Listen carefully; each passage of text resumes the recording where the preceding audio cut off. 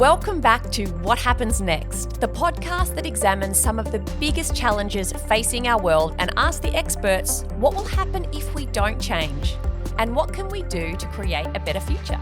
I'm Dr. Susan Carland. Keep listening to find out what happens next.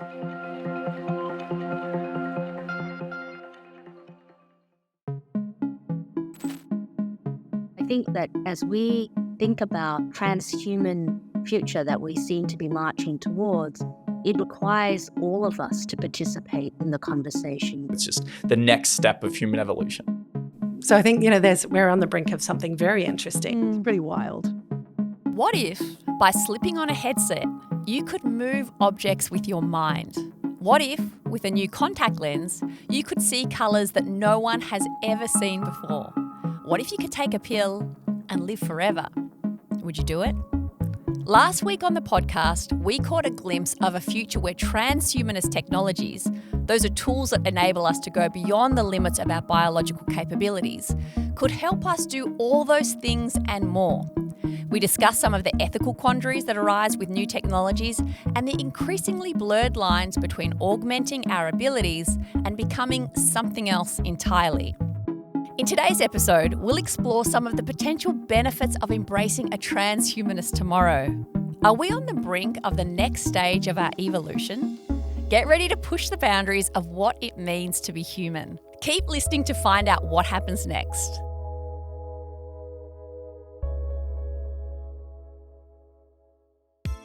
Alex Naoumidis is the co-founder and co-CEO of MindsetHealth, a company focused on helping people manage their IBS, quit smoking, and more using hypnosis-based therapeutic techniques, all through an app on their phone. Alex, thank you for joining us. No worries. Thanks for having me. How do you hypnotize someone through an app?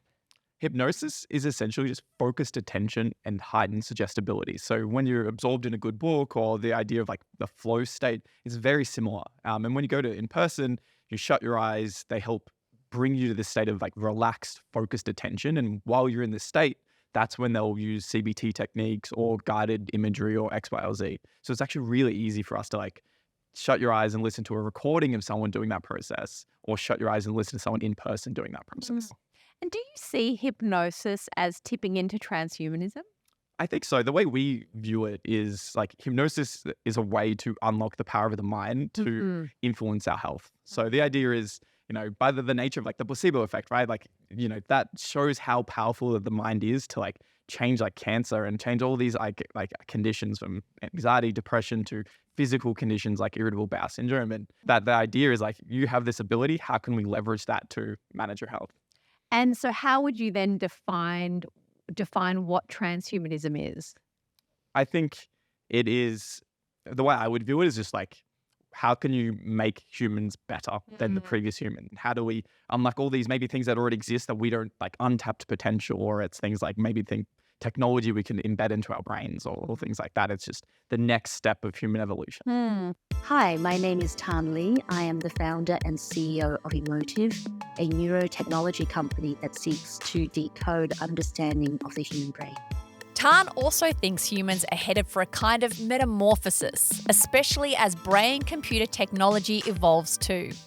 There's a lot of conversations now about an artificial general intelligence potentially usurping human intelligence at some point in the future. Clearly, it's nowhere near human intelligence today. It doesn't have the creativity, the flexibility, but it's starting to exhibit abilities, to synthesize data, language, text, images, videos, starting to create things in a generative manner that allows us to, that kind of starts to make us think, well, what would be possible if we let this form of intelligence continue to evolve?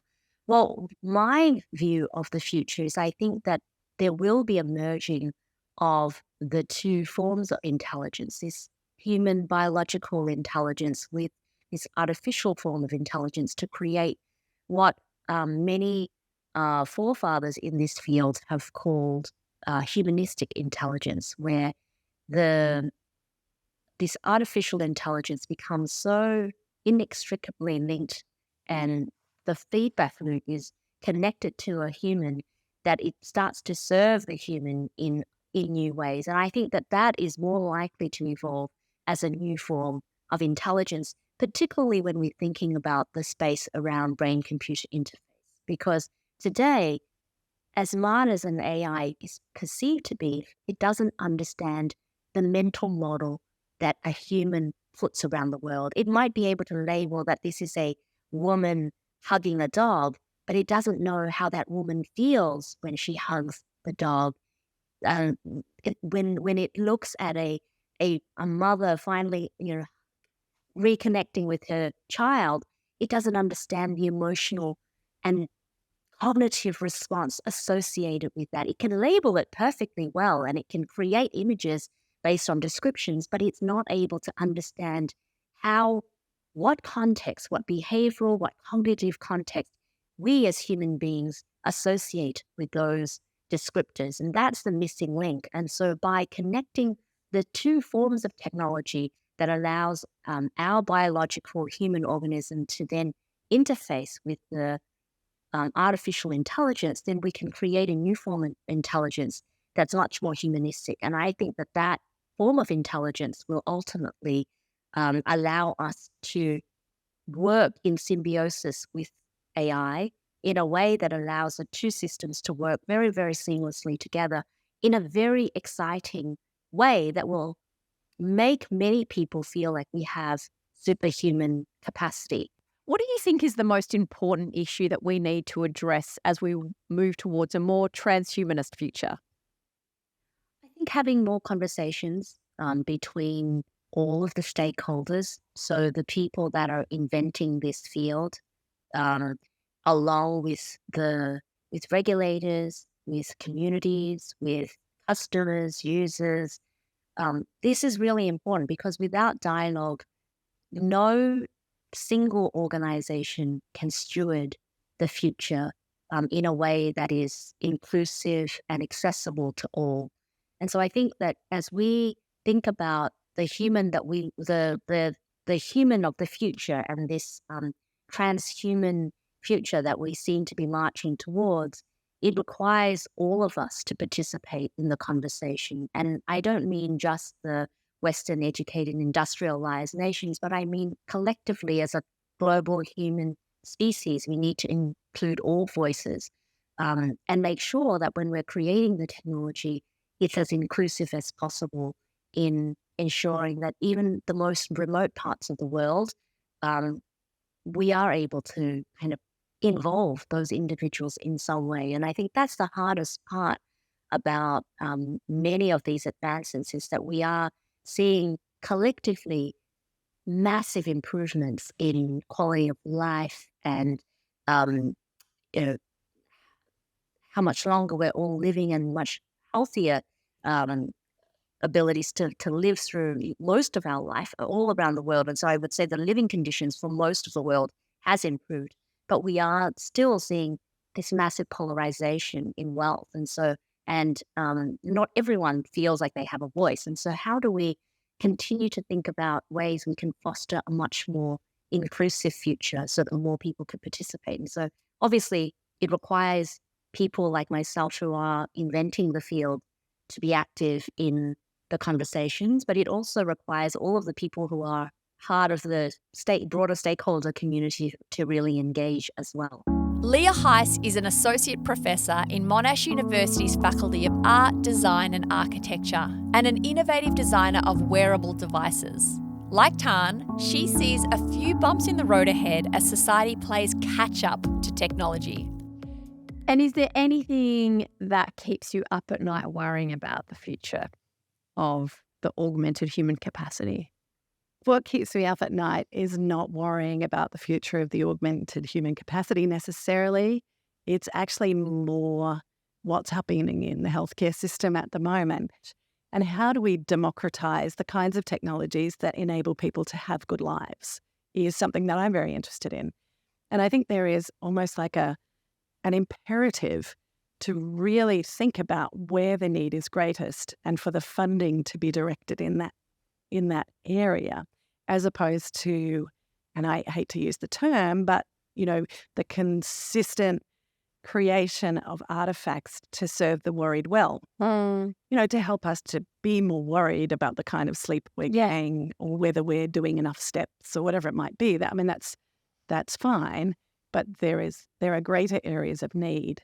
But currently, what we're seeing in the funding landscape is that there isn't a huge amount of interest in people injecting their capital into the spaces of that need. So I think there is a really big issue. But I think if we have these ideas on the table at the same time that we're looking at system reform, system investment, system change, and if we know what the capacities are and we have our finger on the pulse of emerging technology, then hopefully we can not just create the technology, but we can also have the societal and regulatory frameworks in place to make sure we don't get into trouble, a bit similar to the AI scenario. Once we've navigated these obstacles, however, innovators like Alex see tremendous potential for helping people and even tackling major societal challenges. What other conditions are you hoping that you can be able to manage with hypnosis? So we've worked with the researcher, Dr. Elkins from Baylor, to create a digital program for menopausal hot flushes. So teaching you how to regulate temperature again. We've launched one for smoking cessation, so how to help people quit smoking, address the underlying patterns of behavior that can lead to smoking continuance. Anxiety and depression, so hypnosis-based cognitive behavioral therapy. In the future, chronic pain. So like how do you, obviously opioid epidemic, how do you manage pain and chronic lower back pain specifically with your mind? So lots of different conditions. How do you build this? We build this framework to launch all these different indications. Cardiovascular engineer and associate professor Sean Gregory believes we're still a ways away from the first cyborg Olympian, but he can already see enormous potential in artificial organs and improved quality of life for his patients. Do you think, could you one day create a super heart that could make a super athlete, for example? It's definitely possible in the distant future. I think at the moment we don't have it right for the patients that need it yet. And so that's obviously the biggest focus. But what we are seeing is even with these devices that we have now, the 1-year survival rate with these devices is around 86% of patients. And the 1-year survival rate for someone who gets a heart transplant is about 86%. Okay. So we're actually at a similar level of survival with these mechanical devices to what a native replacement organ can do. So where that limit is, we don't necessarily know yet. We might be able to take it a lot further and get better survival and then start to look at how we could apply these devices in other ways. But I think that's a long way in the future. And if someone gets an artificial heart or even a replacement heart, are there limits on what they can do? Could they go scuba diving? Could they run a marathon? So the artificial heart devices are electrically powered, and electricity and water don't usually mix so well. Right. So scuba diving can be ruled out, but I have spoken to patients that have gone deep sea fishing, for instance. Unfortunately, the devices are powered typically by batteries. And in this instance, the patient forgot to bring spare batteries and had to get into shore very quickly and plug himself into a charging station that was at the dock. So there is always a limit to what these patients can and can't do. They like to push those limits. But yeah, there are some limits. It feels like a surprising thing to forget. If it were me, I would think that would be top of mind. I would too, but you'd be surprised the stories that you hear these patients. Here's Associate Professor Leah Heiss. When you think about the future of this space, of augmenting human capacity, what gets you really excited? What I think is very interesting is this idea of how do we use nano and micro technologies in ways to restore capacity to people that have been through hardship.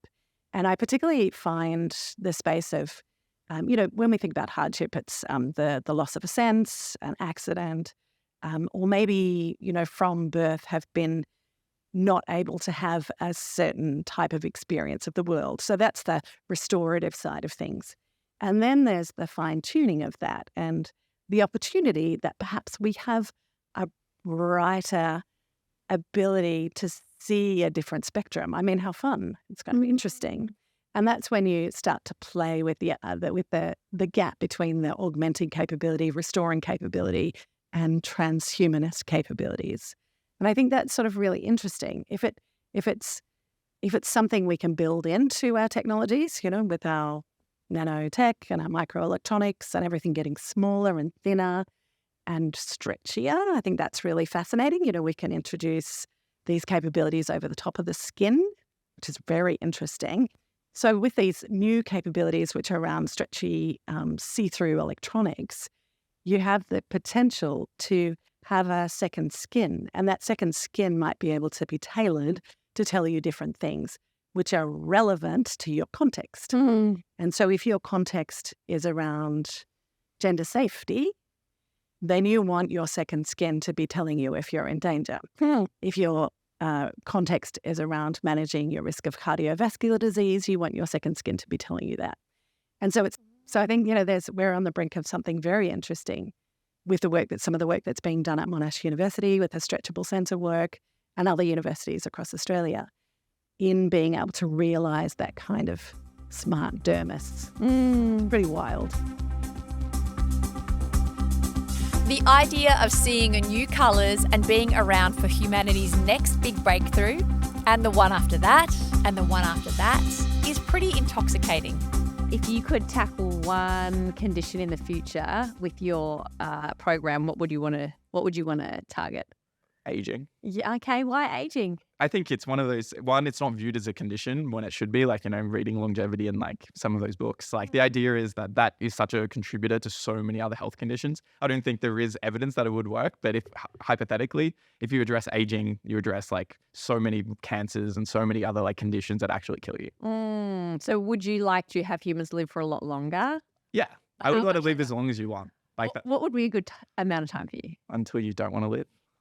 1,000 years? Sure. That's a long time. Yeah.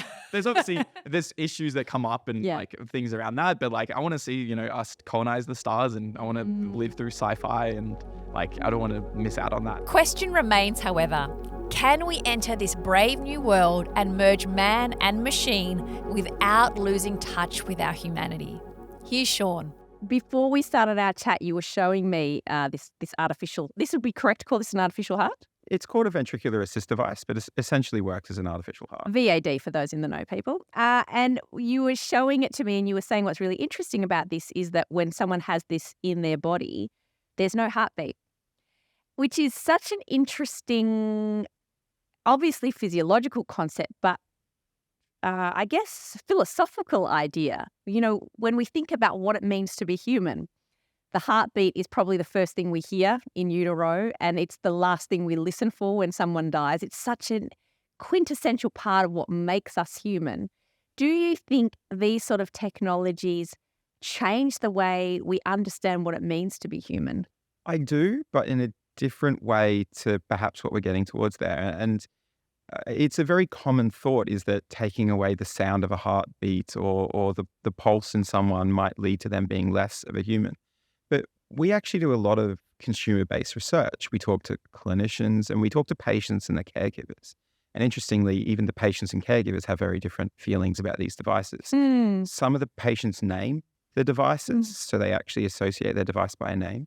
But the caregivers actually get very, very stressed by the whole situation because they are the ones that have to keep their partner alive. And if the device stops working, then their partner dies. Yeah. But what we always come back to is that it doesn't make them necessarily feel less human at all. It makes them appreciate life because they've been given a second chance. They've been given a way to stay alive and stay with their families, watch their children grow up. And to me, that actually makes them appreciate life more, and it even adds more of a humanism approach. There's more to being human than a heartbeat. Exactly. It's also a very cool poetry. Yes. Like if you could say, all right, come on, find my pulse. Yeah, you won't in most of these patients. The transhumanist movement holds immense potential for humanity. It's easy to envision and be swept away by a future where diseases are eradicated, lifespans are lengthened, and our cognitive and physical capacities are enhanced beyond their current limitations. We're on the cusp of unprecedented advancements, and while ethical considerations and responsible implementation are crucial, we must remember that extending the abilities of the human race means bringing every member of it along on the journey. This is our final episode on transhumanism. Thank you to all our guests on this series: Tan Lee, Dr. Julian Copland, Associate Professor Leah Heiss, Associate Professor Kareen Ludlow, Associate Professor Sean Gregory, and Alex Naoumidis. You can learn more about their work by visiting our show notes. Join us next week on What Happens Next, when we'll explore an all-new topic.